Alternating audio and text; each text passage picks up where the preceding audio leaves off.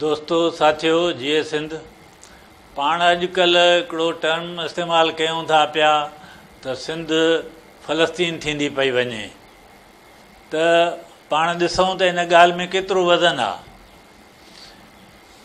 अॼु पाण हिकिड़ियूं ॿ वीडियो ॾिसंदासीं जंहिंमां अंदाज़ो थींदो दरअसल सिंध जे ज़मीन ते सिंध जे धरतीअ ते हिकिड़ी जेका यलगार आहे तरक़ीअ जे नाले में कब्ज़ो आहे जंहिंखे मां 21वीं सदीअ जो कॉलोनियलिज़म यानी नवाबादत चवां थो, जेको 18वीं सदीअ वारे खां बि ख़तरनाक आहे। छाकाणि त अॻे रुॻो धरतीअ जा वसीला फिरिया वेंदा, हाणे ख़ुदि धरती असां खां फुरी थी वञे पई ऐं उहो कॾहिं बैरा टाउन जी शिकिल में आहे, कॾहिं DHA जी शिकिल में आहे, किथे ज़ुल्फ़िकाराबाद त किथे थरकोल प्रोजेक्ट जी शिकिल में आहे त किथे FIA सोसाइटी आहे। इहे सभु आहिनि पर बैरा टाउन उन जी हिकिड़ी अलामती शकिल इख़्तियार करे वियो आहे या अॻिले मोर्चे वारी चइजे त वेड़ जे अॻिले मोर्चे वारी हैसियत इख़्तियार करे वियो आहे।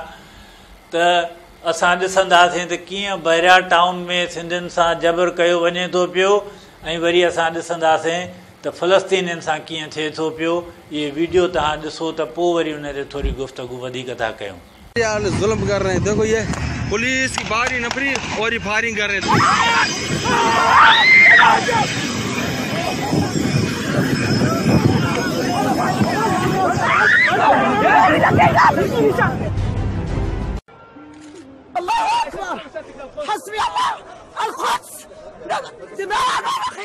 यरूशलेम के लिए हमारी खून की कीमत बहुत कम है।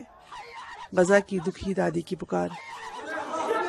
इस खातून के 4 बच्चे एक हफ्ते में मारे। दोस्तों तव्हां ॿ वीडियोज़ ॾिठियूं, हिकिड़ी सिंध जे गादीअ जे शहर कराचीअ जे इलाइक़े काठोड़ ऐं गॾाप वटि ठहंदड़ बैरा टाउन जी आहे, जिते धरती धणियुनि जा घर ड्राथा पिया वञनि ऐं उते औरतुनि समेत उहे मज़ाहमत पिया कनि। ॿी वीडियो फ़लस्तीन जे गादीअ जे शहर यरूशलेम जे इलाइक़े शेख जराह में थियल ऑपरेशन जे नतीजे में इहो एहतजाज आहे ऐं ॿई साॻे ॾींहं ते थिया आहिनि। जुमो 7 तारीख़ ते हिते चढ़ाई थी कमाल खान जोखे ॻोठ ते गॾापजे में।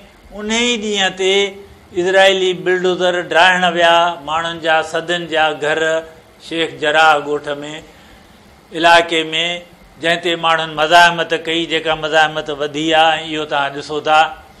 ॿी हिकु जड़ाई आहे त हिते जो फ़ैसिलो बि हितां जी सुप्रीम कोर्ट में वियो, उते जो फ़ैसिलो बि उतां जी सुप्रीम कोर्ट में वियल आहे ऐं उहो फ़ैसिलो सूमर जे ॾींहुं 10 तारीख़ ते कोर्ट खे ॿुधाइणो हो, पर इहा मज़ाहमत शुरू थियण जे करे उहो फ़ैसिलो मुलतवी कयो वियो आहे ऐं फ़ैसिलो मुलतवी करण मां अंदाज़ो करे सघिजे थो त फ़ैसिलो फ़लस्तीनियुनि जे ख़िलाफ़ु यानी धरती धणियुनि जे ख़िलाफ़ु हूंदो। जीअं हिते बि सुप्रीम कोर्ट पहिरियों फ़ैसिलो इहो ॾिनो त बैरा टाउन बिल्कुलु नाजाइज़ आहे, इन खे कैंसिल कयो वञे। पोइ वरी मुख़्तलिफ़ सबबनि जे करे उनखे पैसा वठी जाइज़ करार ॾिनो वियो ऐं उनजो फ़ाइदो वठी इहो बैरा टाउन हिते करे पियो ऐं हुते करे पियो, इज़राइल हुते करे पियो।